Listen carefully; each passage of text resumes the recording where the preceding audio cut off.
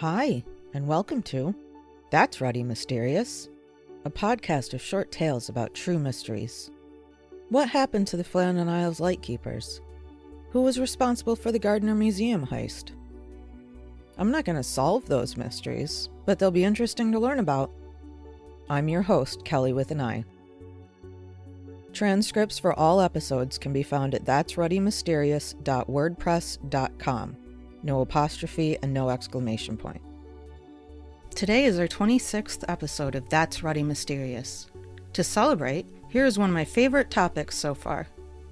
Thank you for listening for the past 6 months. Now on to our tale. Today's tale is about Mount Lico. In 2012, a conservation scientist and professor at Oxford University, Julian Bayliss, discovered something incredible while perusing satellite images on Google Earth. He was looking at images of an area in Mozambique when he discovered a mountain with a crater on top. He explained his find. I zoomed in more closely to the crater, the actual sides of the mountain, and I could see that they were this smooth granite. It was an Inselberg. The sides were steep, smooth, fortress-like. And that's when the excitement came, because if you can't get up there, then that forest is unique, extremely special, highly undisturbed, very rare. You're looking at a site where no humans have been before, or at least very humans have been before. Bayliss was also responsible for finding an untouched rainforest atop Mozambique's Mount Lico in 2005. Inselberg is a German word for an isolated mountain that rises abruptly from the plains below. It means island mountain. Inselbergs were created when the land surrounding them erodes away, leaving behind harder material like granite. Eventually, the surrounding land becomes low enough, and therefore the mountains high enough, to influence weather patterns. That's what Mount Lico is. Bayliss had to know more, so to confirm his find, in 2017 he went to the Inselberg and flew a drone up to see the rainforest atop. What Bayliss found on top of the Inselberg, Mount Lico, was an untouched rainforest. Bayliss had to explore further. He explained that studying an untouched rainforest atop a mountain could help us better understand climate change. Scientists can compare findings from the untouched rainforest to other areas where humans have interfered to measure differences caused by humans. In 2018, Bayliss formed a 28-member team to scale Mount Lico and study the rainforest.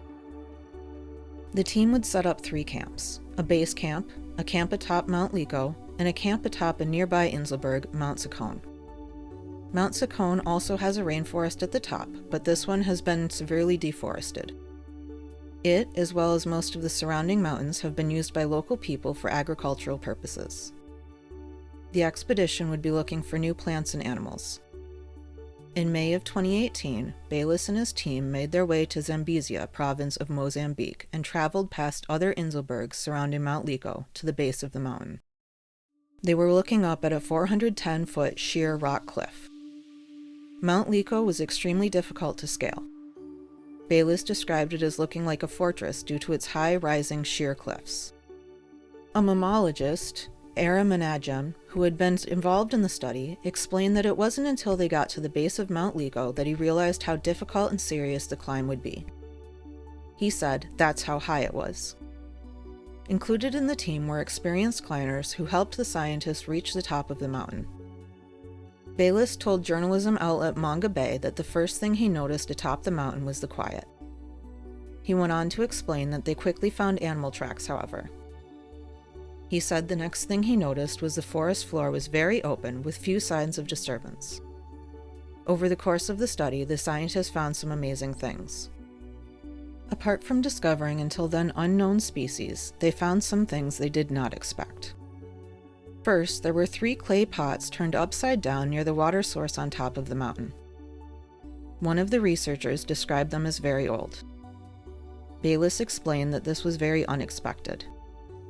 He didn't know how anyone could have scaled the sheer cliffs to deposit the pots there.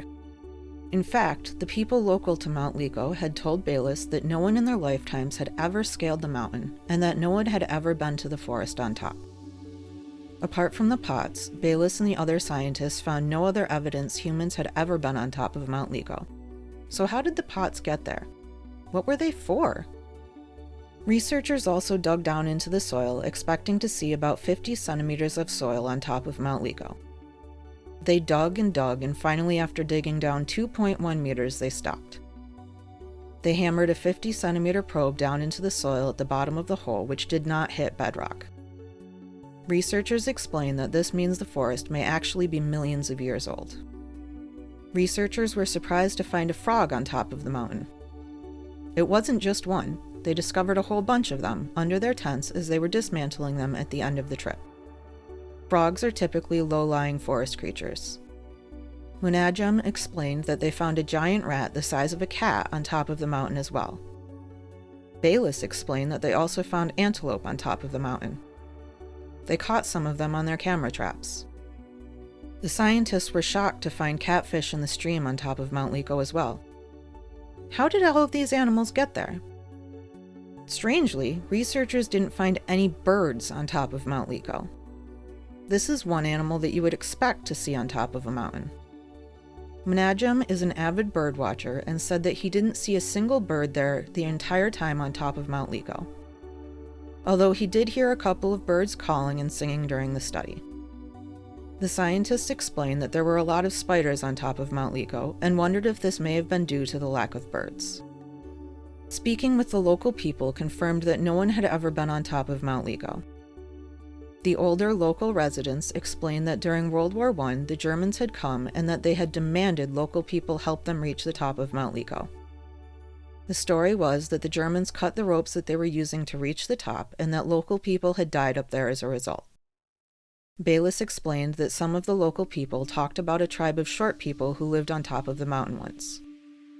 The story was that the tribe atop the mountain would throw snakes down on the people below. There was even a story about Portuguese soldiers during colonial times attempting to climb the mountain, and that the people atop Mount Lico cut their ropes, leaving them to fall and die. The story of the tribe of short people is not unique to Mount Lico. A similar story is told of the surrounding mountains. Where did the pots atop Mount Lico come from? If no one had ever scaled the mountain before, how did they get there? Why were they found turned over in a stream?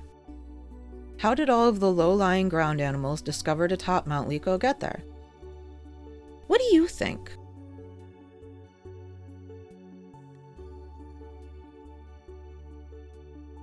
If you're listening on Spotify, scroll down and let me know what you think. Thanks for listening to today's episode of That's Ready Mysterious. I'm your host, Kelly with an I.